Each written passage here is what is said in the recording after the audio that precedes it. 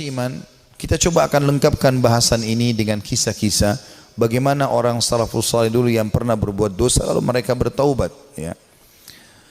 Kisah tentu yang sangat luar biasa di antaranya adalah kisah taubatnya Tha'labah radhiyallahu anhu. Sahabat Nabi yang mulia ini adalah anak muda yang masih muda dan keimanan sudah tertanam dalam hatinya. Zaman dulu orang tidak punya kamar mandi dalam rumah, maka orang kalau mau pergi ke WC ataupun mau mandi, maka biasanya orang pergi ke padang pasir. Satu waktu Tha'labah radhiyallahu anhu ini keluar, kemudian dia ke padang pasir, lewat, bukan sengaja, lewat. Rupanya dia melewati sebuah tempat mandi tapi untuk seorang wanita Ansar, wanita dari Madinah, ya. Dan wanita ini terkenal, ya, sangat punya kecantikan dan kulitnya putih bersih. Dan ini bukan terlihat, telanjang bulat semuanya, tidak. Tetapi Tha'labah radhiyallahu anhu lewat. Zaman dulu tempat mandinya laki-laki sama perempuan untuk membedakannya, kalau laki-laki itu dibuat pelapa kurmanya sampai ke daerah kepala sehingga bagian kepala terlihat dan orang tahu di dalam itu adalah orang. Ini di padang pasir. Dibuat kayak WC-WC umum gitu, ya, tapi masing-masing punya. Kalau perempuan tertutup semuanya. Tetapi karena terbuat dindingnya dari pelapa kurma, ya, mirip dengan pelapa-pelapa kelapa kita sekarang, ya, ada serat-serat, ada lubang celah di antaranya, maka dia sempat lihat sepintas perempuan tersebut. Dan itu mengganggu hati dia. Begitu melihat langsung terganggu hatinya, padahal dia tidak niat untuk sengaja mengintip orang mandi. Maka dia merasa tulang-tulangnya gemetar, kesemutan, otot-ototnya merasa kesakitan dan lemas. Lalu kemudian dia segera naik ke atas sebuah bukit yang sangat tinggi di Madinah. 40 hari dia nggak pernah turun. 40 hari di atas gunung tersebut bertaubat kepada Allah Subhanahu Wa Taala. Sholat di sana, dia makan minum di sana, pokoknya tidak mau pulang ke rumahnya. Nabi SAW memiliki tradisi, seringkali beliau kalau habis sholat melihat sahabat-sahabatnya. Tapi karena Tha'labah ini bukan orang yang sering ada di depan, maka Nabi SAW tidak melihat dia. Jibril alaihissalam datang setelah 40 hari dari masa perbuatan Tha'labah ini radhiyallahu anhu, mengatakan, hai Muhammad, Allah memerintahkan kau untuk memanggil Tha'labah yang sedang berada di atas gunung karena dia merasa bersalah dengan dosanya. Maka Nabi SAW mengutus beberapa sahabat mencari Tha'labah, ditemuilah, lalu dibawa. Begitu masuk ke dalam masjid, dia keringat dingin, wajahnya memerah, kehitam-hitaman, ketakutan sekali. Kata Nabi SAW, ada apa dengan engkau hai Tha'labah? Dia mengatakan, ya Rasulullah, saya telah melakukan maksiat yang besar sekali. Kata Nabi SAW, rahmatnya Allah lebih luas. Ya, kemudian waktu itu diiqamahkan solat, maka solat Nabi SAW bersama para sahabat Tha'labah pun ada. Sementara solat Nabi SAW membaca ayat tentang neraka, maka Tha'labah pun pingsan dalam solatnya, pingsan. Setelah itu habis solat para sahabat menyampaikan, Nabi SAW datang membangunkan. Setelah bangun kata Nabi SAW, ada apa dengan kau hai Tha'labah? Ya Rasulullah, saya melakukan dosa yang sangat besar bagi saya. Selama 40 hari saya merasa terus dihantui dengan ketakutan atau diselimuti dengan ketakutan ini. Merasa luar biasa, ya. Masalah saya melihat wanita tidak sengaja yang lagi mandi. Maka dia pun berkata, Nabi SAW mengatakan, rahmat Allah luas, mohon ampunlah. Dia mengatakan, ya Rasulullah, tapi hati saya masih betul-betul terganggu dengan ini, ya. Maka Nabi SAW setelah mengatakan rahmat Allah luas, pulanglah semua sahabat ke rumah. Sampai beritakan Nabi SAW kalau Tha'labah sakit di rumahnya. Maka Nabi SAW datang ke rumahnya, kemudian ingin meletakkan kepala Tha'labah di atas paha Nabi SAW. Tha'labah terus berusaha menjauh radhiyallahu anhu. Kata Nabi SAW, kenapa kau jauhkan kepalamu dariku? Dia mengatakan, ya Rasulullah, kepalaku penuh dengan dosa. Ini bayangkan sosok seorang sahabat yang hanya sekedar melihat tidak sengaja wanita, ya, yang sedang mandi, itu pun cuma di celah-celah pelapa-pelapa kurma itu. Maka Nabi SAW mengatakan, rahmat Allah luas. Apa yang kau rasakan hai Tha'labah? Kata Nabi SAW. Kata Tha'labah, ya Rasulullah, semenjak saya lakukan perbuatan tersebut, hatiku rasanya seperti sedang direngut, ya, seperti ditekan dengan sesuatu.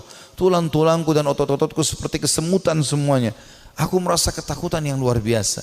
Apa harapanmu, kata Nabi SAW. Dia bilang, harapanku agar Allah memaafkan semua dosa-dosaku. Ya, bukan cuma itu saja, aku memaafkan, mohon supaya Allah maafkan semua kesalahanku. Maka Nabi SAW mendapat wahyu dari Jibril AS. Jibril mengatakan, sampaikan kepada Tha'labah, hai Muhammad, kalau Allah sudah memaafkan bukan cuma itu, tapi semua dosanya. Maka Nabi SAW mengatakan, hai Tha'labah, terimalah berita gembira, karena sungguhnya Tuhanmu Allah telah memaafkanmu, dan ini Jibril datang menyampaikan wahyu itu. Maka Tha'labah pun bergembira, senyum, kemudian dia bertakbir lalu meninggal dunia. Maka pada saat dia wafat, teman-teman sekalian radhiyallahu anhu, sahabat Nabi yang mulia, saking takutnya dengan Allah sampai mati, meninggal, ajalnya datang. Waktu itu Nabi SAW mengatakan, urus jenazahnya segera, kita kuburkan, dimandikan segala macam, disolati. Habis sholat, lagi mau diantar ke kuburan, Nabi SAW jalan sambil jingkrak-jingkrak, ya sedikit beliau jinjitkan kakinya. Kata para sahabat, ya Rasulullah, kenapa anda lakukan itu? Kata Nabi SAW, saya merasa malu dengan para malaikat, dan saya tidak bisa menghitung jumlah mereka yang sedang datang melayat jenazahnya Tha'labah radhiyallahu anhu. Sahabat Nabi yang mulia memberikan pelajaran kepada kita bagaimana mereka bertaubat kepada Allah Subhanahu wa taala. Ada juga kisah yang lain dan kisah ini mirip, seorang tukang jagal hewan, suka menyembelih hewan, dengan juga ada pernah kisah seorang ya tukang fitnah. Dua-duanya mirip kisahnya, tapi saya satukan saja. Ini disebutkan oleh para ulama tentang kisah taubatnya orang-orang terdahulu. Dua-duanya ini, tapi di waktu yang berbeda, di tempat yang berbeda, pernah melihat seorang wanita dan dia tertarik dengan wanita tersebut. Ya. Hampir setiap hari dia melemparkan godaannya kepada wanita-wanita ini. Selalu melemparkan kata-kata rayuan, tatapan mata, apalah, berikan hadiah segala macam, sampai membuat wanita ini tertarik. Tapi wanita ini orang beriman kepada Allah, tidak mau sama sekali, tidak tergoda. Diajak jalan sama-sama tidak mau, diajak ngobrol tidak mau. Satu waktu dia melihat wanita itu sedang jalan jauh, dan jalan jauh ini pergi ke satu tempat yang kelihatannya tidak banyak orang. Maka kedua laki-laki ini di dua kisah yang berbeda, tempat yang berbeda, tapi kasusnya sama, ya, jalan mengikuti perempuan tersebut. Begitu tiba di tempat yang sangat jauh, dia pun langsung menghadang wanita tersebut, mengatakan, saya jauh-jauh mengikuti kamu karena saya sangat menyukaimu, gitu kan. Maka kenapa kau sia-siakan waktu yang berdua ini? Kenapa nggak bersama-sama sekarang? Enak kalau kita mungkin pacaran sekarang, jauh dari orang. Kalau kau takut selama ini dengan orang, sekarang jauh dari orang. Maka wanita tersebut tiba-tiba mengatakan, kalau kau memang mencintaiku, maka kau harus tahu sebenarnya aku lebih mencintaimu. Aku pun sebenarnya suka dengan kamu, tetapi rasa takutku kepada Allah mengalahkan itu semua. Aku tidak ingin justru karena cinta ini kemudian kita terjerumus dalam kemaksiatan dan Allah hukum kita. Maka dengan kalimat itu saja laki-laki ini tersentuh.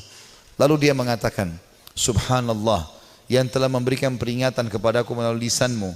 Kau takut kepada Allah dan aku tidak takut kepada Allah. Lalu laki-laki tersebut meninggalkan si perempuan tadi, dan semenjak itu dia bertobat kepada Allah Subhanahu wa taala, tidak mau lagi mengenal kecuali yang halal dari mereka. Seorang salafus saleh yang lain yang luar biasa, dia karena takutnya dengan fitnah wanita, maka dia mengatakan, ya Allah, jadikanlah seluruh wanita yang tidak halal bagiku, ya tidak ada perbedaan, atau hilangkan syahwatku dari seluruh wanita yang tidak halal bagiku.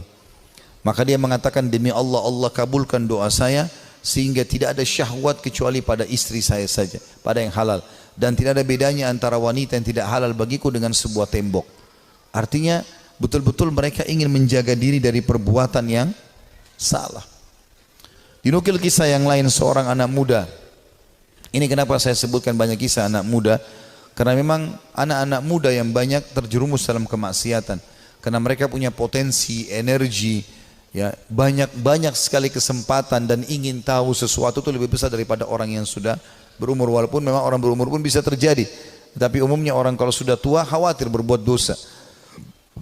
Maka ada seorang anak muda selalu berbuat maksiat di zaman Nabi Musa alaihissalam. Sibuk dengan dosa-dosa yang dia lakukan. Setiap hari diingatkan, Nabi Musa tidak mau tahu. Sampai masyarakat dari Bani Israel pun sudah merasa ini orang tidak ada lagi solusinya nih. Ini sudah tidak ada solusinya orang ini. Maka mereka mengeluh kepada Musa alaihissalam. Allah pun berfirman kepada Musa melalui Jibril alaihissalam, usir anakmu itu dari negerimu. Tidak boleh lagi ada di sana dia. Maka Musa alaihissalam menyampaikan kepada Bani Israel, kalau Allah sudah menurunkan firman-Nya menyuruh anak muda ini diusir. Maka anak muda pun itu diusir dari kota tempat Nabi Musa alaihissalam dengan Bani Israel tinggal. Terus saja dia jalan sampai tiba di sebuah padang pasir yang luas. Kemudian dia merasa dirinya sakit, lemah, terpukul karena jauh dari orang-orang. Maka dia pun lalu berkata, ya Allah, jangan engkau haramkan aku dari rahmat-Mu. Aku tahu aku telah berbuat dosa, tapi rahmat-Mu jauh lebih luas. Aku bertobat dan beristighfar kepadamu dari seluruh dosaku ya Allah, maka maafkanlah aku. Terus dia ucapkan permohonan maafnya kepada Allah sampai 3 hari berturut-turut. Setelah itu dia meninggal dunia, si anak muda ini. Setelah dia meninggal dunia sendirian di padang pasir itu dengan kondisi menyesali kesalahannya, maka dia pun Musa pun alaihissalam didatangi oleh Jibril. Jibril mengatakan, hai Musa, Tuhanmu Allah memberikan perintah kepadamu agar engkau keluar ke padang pasir. Ini dan itu disebutkan cirinya. Di sana ada satu wali Allah yang Allah suruh kau mengurus jenazahnya. Maka Musa alaihissalam pun keluar ke padang pasir yang ditunjukkan. Begitu tiba di sana tidak dilihat kecuali anak muda tadi yang memang dianggap orang ini buruk di tengah-tengah Bani Israel. Maka pada saat itu pun Musa alaihissalam mengatakan, ya, Jibril alaihissalam mengatakan kepada Musa, sesungguhnya orang ini telah bertobat selama berapa hari? 3-4 hari meninggalkan negerimu dan Allah terima taubatnya. Maka Musa alaihissalam pun mengurus jenazahnya kemudian menguburkan dia. Begitu luasnya rahmat Allah subhanahu wa ta'ala. Bagi orang yang masih melakukan kemaksiatan dan berpikir bahwasanya susah untuk bertaubat, tidak ada yang susah teman-teman sekalian. Kita akan kisahkan sekarang seorang tokoh tabi'in yang masyhur, Fudail bin Iyad rahimahullah. Orang ini sangat unik ceritanya, karena dulunya dia adalah perampok jalanan. Saking mahirnya dia mencuri dan merampok sampai dia tidak butuh tim, sendirian. Dikatakan dalam kisah ini, Fudail bin Iyad sendirian, tidak butuh orang-orang lain untuk membantunya. Dan setiap kali ada kafilah mau lewat di tempat Fudail, pasti mereka ketakutan. Lebih takut daripada melewati tempat yang lain. Karena Fudail bunuh, ambil hartanya. Gak ada toleransi. Dan dia satu orang bisa mengalahkan sekian banyak orang dalam duel dan berperang. Sampai satu waktu ada satu kafilah, satu malam, Fudail bin Iyad lagi nunggu-nunggu, ya. Ada mangsa yang lewat, dia ingin mengambil dan merampok dari mereka. Di tengah jalan, subhanallah, atau pas lagi nunggu, ada kafilah yang lewat, bukan tengah jalan, ada kafilah yang lewat. Kemudian kafilah ini berbicara satu sama yang lain, dan Fudail mendengarkan. Jangan kita lewat jalan sini, karena ada Fudail bin Iyad, nanti dia akan mengganggu kita, ya. Dan tidak bisa kita selamat dari dia. Bagaimana dengan keadaan keluarga dan harta kita? Dengan kalimat ini yang didengar oleh Fudail, Fudail mengatakan, begitu takutnya manusia padaku, gitu kan. Maka dia pun mengatakan, mulai hari ini ya Allah, aku berjanji aku tidak akan pernah mengganggu orang lain lagi. Dalam riwayat yang lain, Fudail lalu keluar, lalu menemui mereka, lalu mengatakan, akulah Fudail bin Iyad yang kalian sebutkan tadi. Dan karena perkataan kalian tadi, aku merasa aku telah menakut-nakuti manusia. Maka dengan itu aku akan berhenti dan tobat dan kalian akan jadi saksi. Lalu Fudail menghormati mereka menjadi tamu pada malam itu. Mulailah Fudail menyembelikan buat mereka hewan. Dia berburu sendiri malam itu. Dia sembelikan, dia biarkan mereka membuat kemah di sekitarnya. Setelah dia membakar makanan, dia menyiapkan makanan buat mereka. Rupanya ada satu orang dari kafilah itu, orang saleh, membaca firman Allah subhanahu wa ta'ala yang berbunyi, ini disebutkan dalam surah Al-Hadid, ya, ayat 16. Yang Allah subhanahu wa ta'ala berfirman, a'udzubillahi minasyaitonirrajim, alam ya'ni lilladina amanu an takhsha qulubuhum li dzikrillah wa ma nazala minal haqq. Belumkah tiba saatnya bagi orang-orang beriman untuk tunduk hati mereka dan mereka tunduk hati mereka kepada zikrullah dan apa yang turun dari kebenaran dalam Al-Quran. Fudail bin Iyad orang Arab, dia faham betul makna ayat ini. Artinya, sampai kapan kamu mau lalai, kata Allah subhanahu wa ta'ala. Belum tibakah saatnya bagi orang beriman untuk tunduk hatinya dan berzikir kepada Allah dan apa yang diturunkan dari kebenaran dalam Al-Quran? Maka Fudail pun menangis mendengar ayat tersebut. Lalu dia ulang-ulangi ayat itu sampai akhirnya dia menunjukkan taubatnya. Subhanallah, setelah dia taubat, mulai hari itu dia pergi ke Mekah tiap hari Mekah dan Madinah. Artinya setiap saat dia di Mekah sebentar, nanti di Madinah lagi sebentar. Tidak pernah meninggalkan dua kota yang suci ini.